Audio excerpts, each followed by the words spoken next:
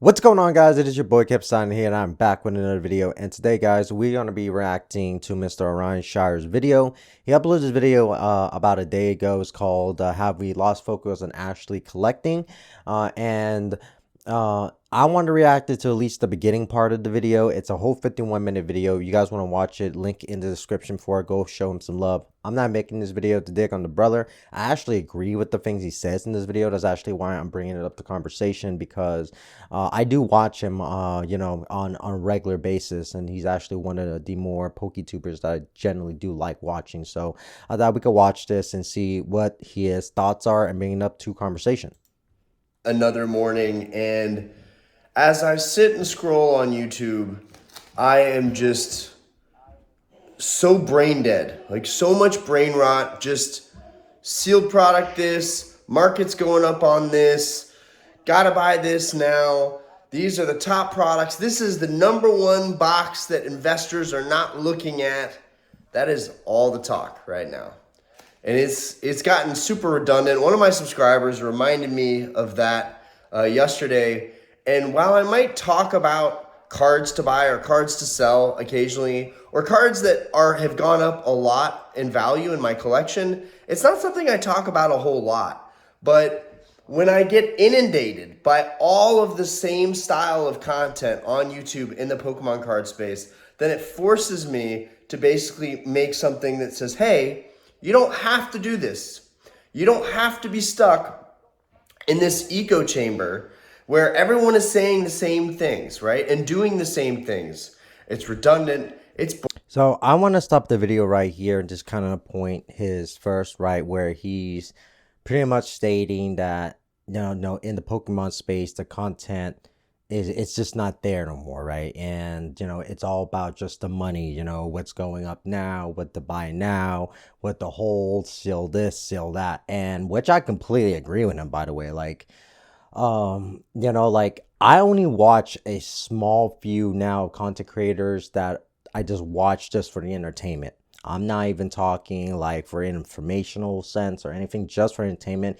He is one of them because he does just generally talk about the hobbies, he shows his cars, he vlogs around his work and these particular things, which, it's a little bit different than what we're currently getting into space, where it's seal this, seal that, buy this, buy that, drop here, drop there, right? And again, I agree with him.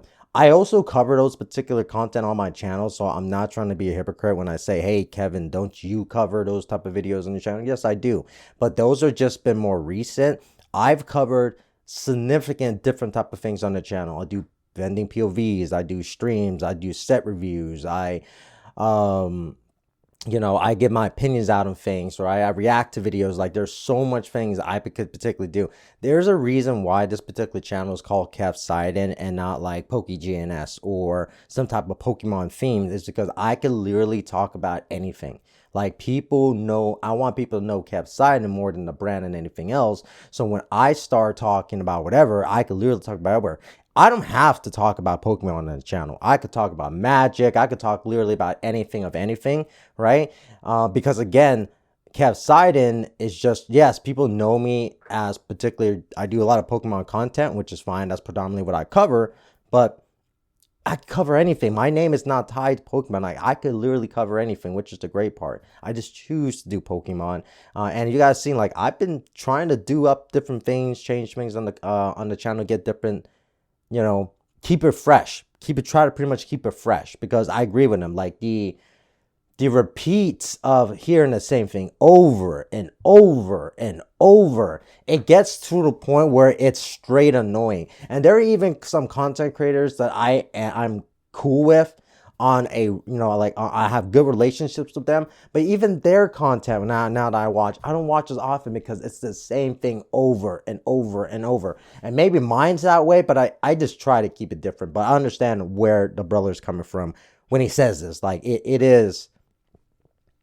it's like, Boring. And honestly, I don't know how half of you who are like big time, like you're just buying out tons of sealed product and sitting on it, I don't know how you're fulfilled by that. Honestly, there are a million other plays that you can make. And, this morning, I've got a ton of stuff that I'm shipping out. I'm making some labels for like 5, 6, 7 cards that I'm shipping out today. And it's like this pretty much every morning I'm shipping cards out. I'm selling PSA 10 cards. I'm selling PSA 9 cards, cards that I've graded myself. And guys, quite frankly, I'm an amateur. I'm an amateur. My grading, my gem rate is like 36, 37%. Really, it's like 1 in 3 cards that I get a PSA 10 on, and then the rest of them are 9s. But even the 9s sell, and I turn a profit on the 9s. Something that I don't really talk about a whole lot, but the thing is, I really enjoy hunting for cards. I really enjoy grading. It brings me fulfillment, it makes me happy, and it makes me feel like I'm providing value to the next buyer or collector. So I'm going to pause it right there. And now he's talking about, what he's particularly doing. He generally enjoys hunting for singles and then grading himself, and his particular business, where he's like selling slabs and things of that is going very well, which again, I'm happy for the brother. And again, I'm an amateur myself, guys. I've been doing this for a year. I'm pretty much in the exact same boat as him.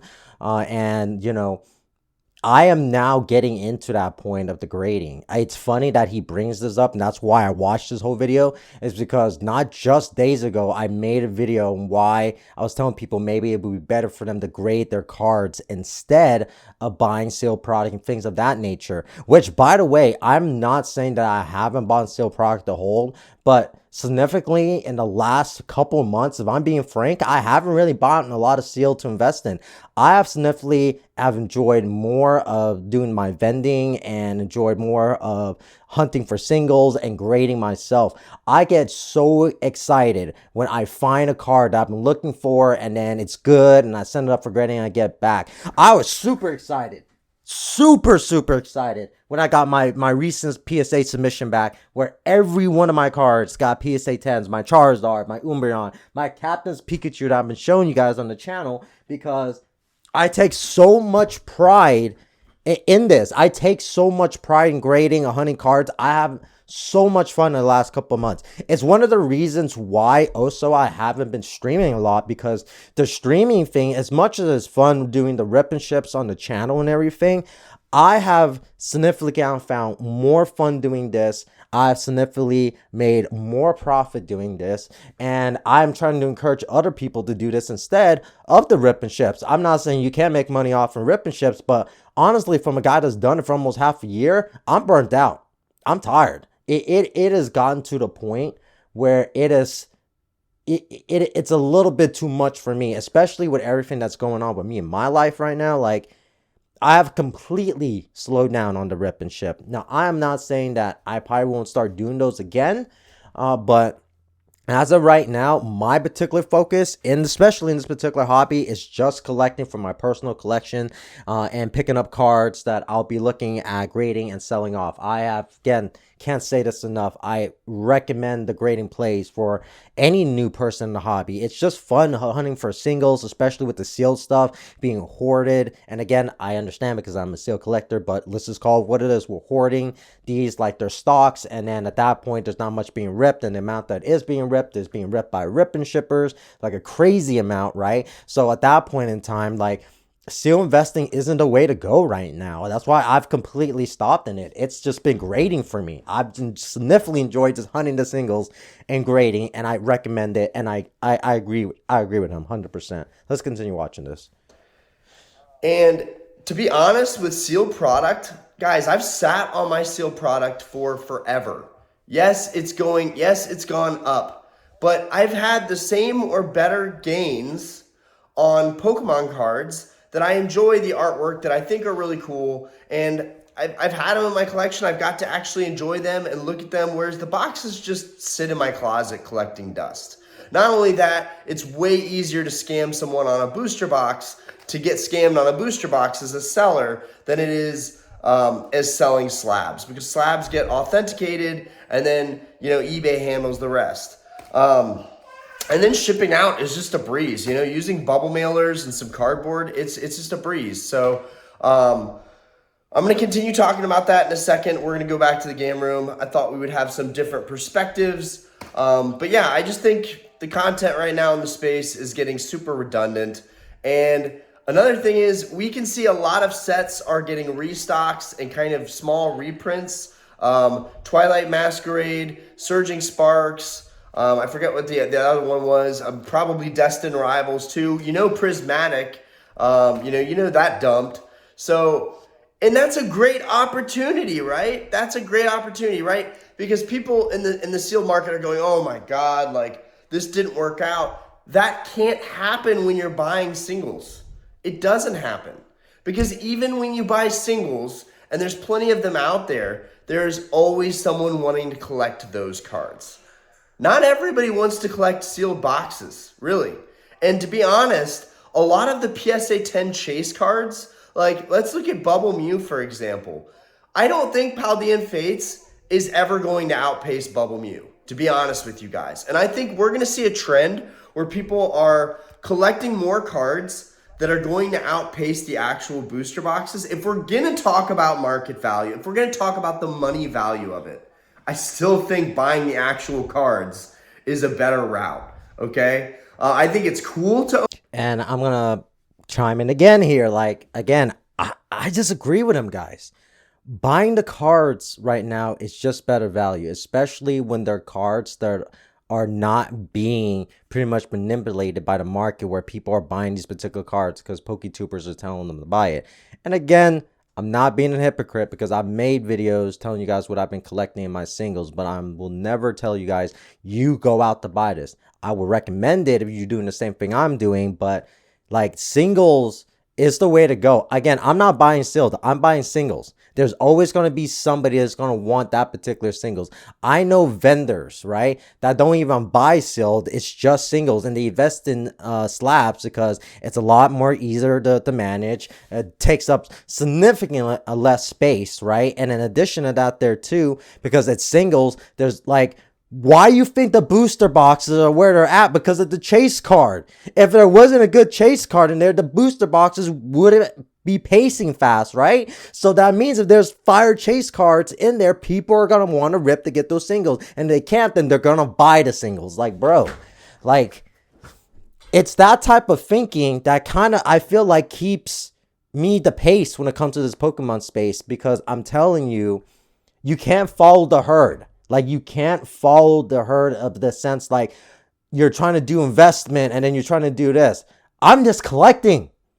At this point, I'm like, yes, I have a business. I am doing things on the side, but it is a side thing for fun at this point. But I'm more collecting. And when I buy, sometimes I'll buy things like for like the tables at my vending shows, but then I like some of the stuff, so I keep it for my own personal collection. I'm finally at the point where I am no longer putting like my collecting behind the business and everything else, because for anybody that's been watching me for the whole year now, you guys significantly know I used to have a significantly bigger collection. I used to have so much behind there, singles, slaps, I seal so much.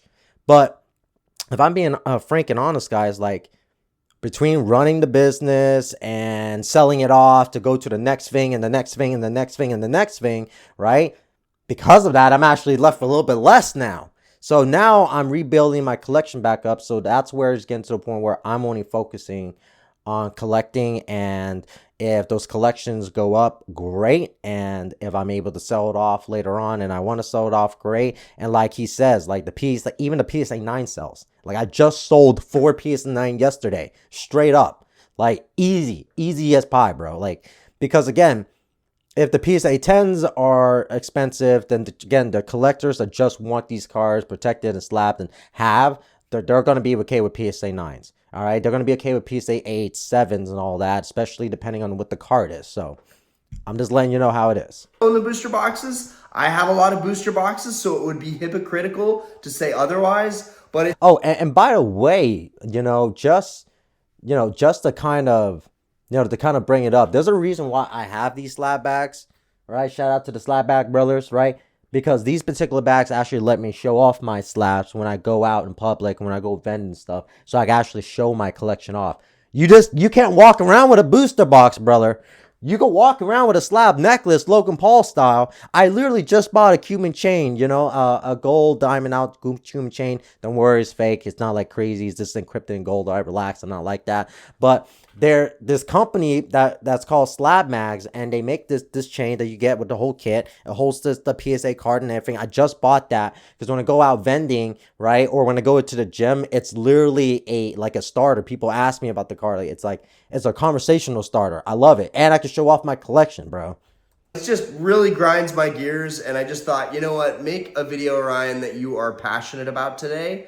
And we're gonna keep talking on this topic. I'm gonna go to the post office and ship a bunch of stuff out. And thank you guys for everything and the support and watching videos and supporting me or buying cards off of the eBay.